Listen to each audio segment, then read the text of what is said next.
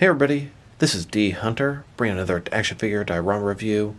Today, we're going to look at the Extreme Sets Dojo 2.0 Cardboard Pop Up Diorama with all the different ninja and martial arts figures out there, as well as Batman, Ra's al Ghul, and League of Shadows. I can think of a ton of different uses for a dojo in my action figure world. So let's take a look at the packaging. As you can see, Dojo 2.0 pop-up.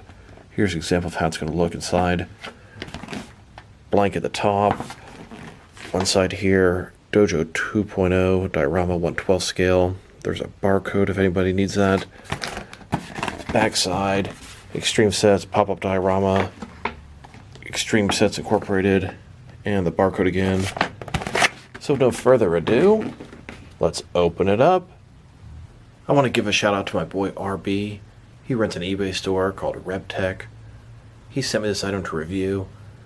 He sells a lot of extreme sets at his eBay store. I'll put a link in the description below. It's a good source to get some extreme sets from. Alright, now that I got this thing out of the package, here are all the contents laid out. Looks like we have 5 different wall pieces, a large floor piece, a couple pillars, and then a couple of background dragon decorations. In this video, we're going to take a look at the assembly. We're going to look at all the different action features. We're going to check out the measurements, and we're going to show a bunch of different action figures in this dojo. So, let's get started. So the first thing we're going to have to do is take the instruction manual. This will have a list of all the contents, and it'll show you how to assemble. Let's start with the first step. So step 1 is going to be to assemble these pillars. There are 2 of them. They're completely flat right now. Take them, sort of pop them open the other way, crease it as hard as you can against it, then do the same thing with each of these tabs. Fold them inward. Each place, crease it as hard as you can. It'll just help you in the long run. Then you'll put everything together like so. Do both sides, both pillars. Once you've got the pillars assembled, they're going to look like this. And notice both of them have a hole in here. That's one of the dragon decorations. And speaking of the dragon sign or decoration, here it is. You're going to do pretty much the same thing here. It's flat. You want to take it, pop it open in the other direction, fold it against there, fold all these tabs in, and do the same as you did with the pillars. Once that's done, the sign should look like this. Now you'll take the sign and insert it into the 2 holes in the pillars here. Now you've got a couple of columns with a sign in the middle. Pretty cool background piece for your dojo. Now we'll assemble the wall pieces. There are 5 of them. Each of them have tabs on one side and a little slot here. You have to fold it across, exposing these slots that the tabs will go inside of. Here are all the wall pieces put together, at least 4 of them. Made a little rectangle here. There's one other piece. It's a doorway. It's intended to be at the front. If you wanted to, though, you could make this even wider. The instructions show you adding this front wall piece like so. Pretty cool the way it works. It wouldn't really fit in with the other pieces. Made this set wider as it doesn't have the same tabs on the right hand side. That'll still leave us with the flooring. It's a very large piece. Unfold it yet again. It's going to look about like so. Once you get the floor piece added in properly, this is how the dojo is going to look. Add in the sign to the back. You can also add in this front doorway, an extra wall piece. It's optional.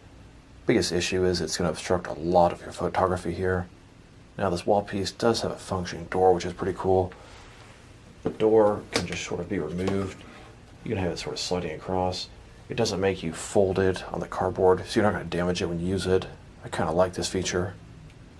Of course, if you were taking some photographs from the inside of the diorama, you can flip the wall around. For the most part, I'll keep the dojo like this, open so you can see the entire inside, but it's nice to have the door option. You can photograph a little intro with your guy entering the dojo, and then training inside. Now let's check out the measurements of this thing, and it is large. From one side to the other, as far as how wide it is, sitting at about 38 inches wide. As far as how tall it is, 14 inches tall. And as far as how deep it is, sitting at 25 inches deep. Now let's check out the action features of this thing. And besides the doorway, there's really not much it can do. It is a pretty badass dojo for your ninja or martial arts action figures. When you add the optional wall piece, you can't put that on one side or the other side. It does have this functioning door. Pop it, roll it to the side, and your figures go in and out of the dojo. And like I said before, you can have this doorway or wall piece on either side, the left or the right of this dojo. You could also have the wall dividing the dojo into two separate rooms, but since the wall is not double-sided, it only looks good from one side. So here's the Extreme Sets Dojo 2.0, and here's the Extreme Sets Dojo 1.0 pop-up. This one didn't come with a floor piece, so I included the 2.0's floor piece. This one actually came with a fifth wall piece, and it's intended to be even longer than this, but my table's at max capacity here. My 1.0 got damaged to a flood a couple years ago, and this is the first I've put together in a long time. It's a little bit warped, but you can actually barely tell from this angle. And now back to the 2.0. Now they're taking a good look at the assembly, the measurements, and the action features of this thing. Now let's get some guys in here and check out some different displays and setups. Here's a display with some DST or Diamond Select Toys Cobra Kai figures in the dojo.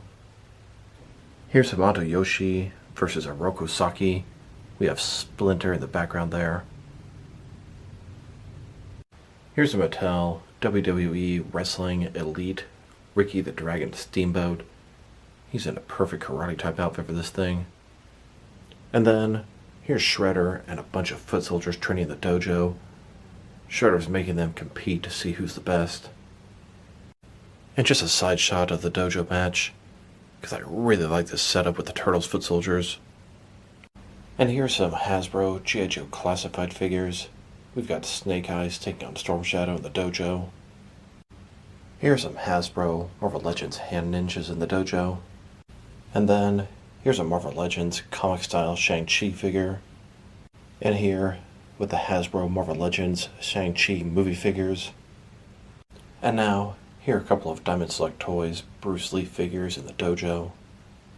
Here's a custom Coyote Ken from Batman the Animated Series taking on Batman. Here's a classic 70s Batman taking out a bronze tiger in the dojo. And an SH Figure Arts Ninja Batman taking out a Ninja Joker. Here's Lady Shiva and some of her ninjas guarding the Soul Taker sword. Then here's Talia al Ghul and some of her elite guard guarding the Soul Taker sword as well. They're all doing this for Ra's al Ghul. Here's Ra's al Ghul and Ubu with a ton of members of the League of Shadows. These are made from DC Direct Dark Archer figures. I've got a League of Shadows in both the 7-inch scale and also for the 6-inch scale. Here's Ra's al Ghul and a bunch of members of the League of Shadows. These are from Mafex Toys from Batman Begins. Now let's check this thing out next to some action figures from different various companies to see how it fits in both scale and style-wise, in case you want to know which lines you can use with this diorama. I'm going to start off my comparisons with some of the larger action figure lines I collect and work my way smaller. The cool thing about this diorama, it works with your larger 7-inch figures down to your smaller 6-inch figures as well. Here it is with some Jakks Pacific wrestling figures, some DST or Diamond Select Toys, and some McFarlane toys.